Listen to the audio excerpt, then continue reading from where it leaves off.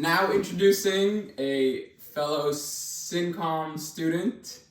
She is a horror fanatic. Abigail, please join the stage.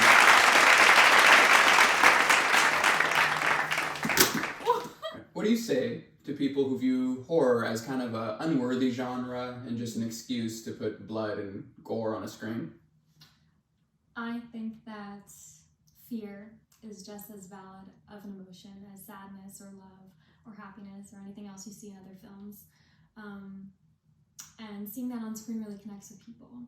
And gore, although it is disgusting to some, I think is a really cool and interesting aspect of the genre. Specifically the practical effects that I love, going into it is the art is really cool, and I like that about horror. Yeah. Awesome. If you were to call the shots in a slasher film, would you suggest that two characters get together sexually? No. Why is that? Because typically in slasher movies, specifically if you have sex, you die. Why do you die? Because that goes against the typical Christian values that are depicted in this film as the way to survive or the right way to be. So don't have sex. It's a sin. You'll get punished with murder. Very true.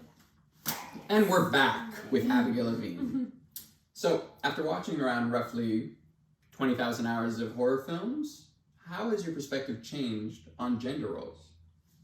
I think that horror films show very extreme sides of the gender spectrum. Looking at women, you have the saint and the sinner. You have like the virginal brunette who survives till the end, the final girl.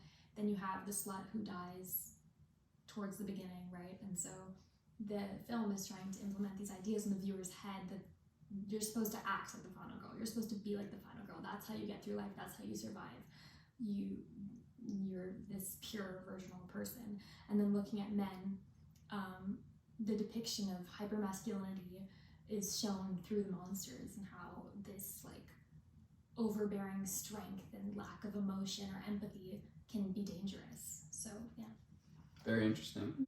When you're looking at it and seeing this lack of empathy is dangerous, that's from an analytical standpoint and not from the film itself. Because when you're watching the film, usually it's through the eyes of the killer. So you are the killer. You're sympathizing with the killer, and you really shouldn't be. So it's like excusing these actions, these like hyper-masculine, toxic, masculine actions, right?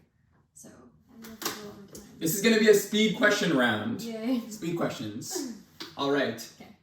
Where did Nightmare on Elm Street take place? Spring something. Spring something. How many Michael Myers films have been made? I'm just gonna go like 9. 9. Wait. Yeah, 10? 11, let's say. 10. Okay. 10. Out of all these killers, who has the highest kill count? 1, Freddy. Mm-hmm.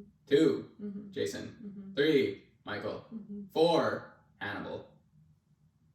Jason. He has the most movies, so I feel like he has the most kills. Jason is correct with a whopping 152 kills. Crazy. Good for him. Good for him. Kiss, marry, get killed by Freddy Krueger, Bubba, Jimmy Bones. That's really hard.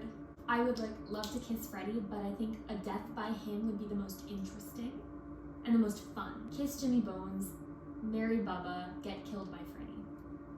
Great answer. Yeah.